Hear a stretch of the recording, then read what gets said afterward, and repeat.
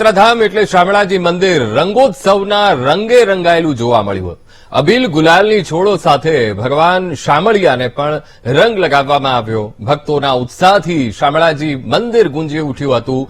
રંગોત્સવની ઉજવણીને લઈને ડાકોરમાં પણ ભક્તોનો ઉત્સાહ જોવા મળ્યો હતો। એ રીતે શામળાજીમાં પણ ભક્તોનો મહાસાગર ઘૂઘવી રહ્યો છે। ભગવાનને સુંદર શણગાર કરવામાં આવ્યો છે આ પર્વ પર। મોડાસાથી આવી છું અને અહીંયા શામળાજીમાં બહુ જ સરસ દર્શન થયા। આજે હોળીનો તહેવાર છે તો શામળાજીમાં ભગવાનને એટલા સુંદર તૈયાર કર્યા છે તો બહુ જ લાભ મળ્યો છે। આજે ભગવાનનો બહુ જ સરસ છે। ભગવાનનો શૃંગાર, ભગવાનની આરતી થશે હમણાં થોડી વારમાં તો બહુ સરસ છે। આજે શામળિયા લાલ કી જય।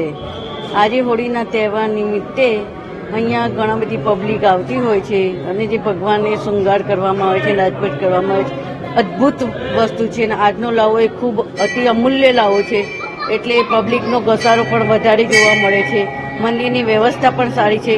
ખૂબ અમૂલ્ય દર્શનનો કિંમતી લાવો આ મળે છે એ ભગવાનનું ફળ છે।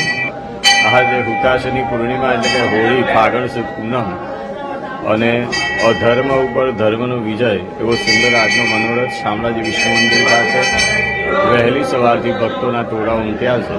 સાથે ભગવાનને સુંદર મજાના વિવિધ રંગો દ્વારા અને એમાંય તે કેસુડો એટલે કે જે શીતળતાનું પ્રતીક છે એવું રજત દ્રવ્ય એટલે કે ચાંદી પોતે પણ શીતળતાનું એક પ્રતીક છે।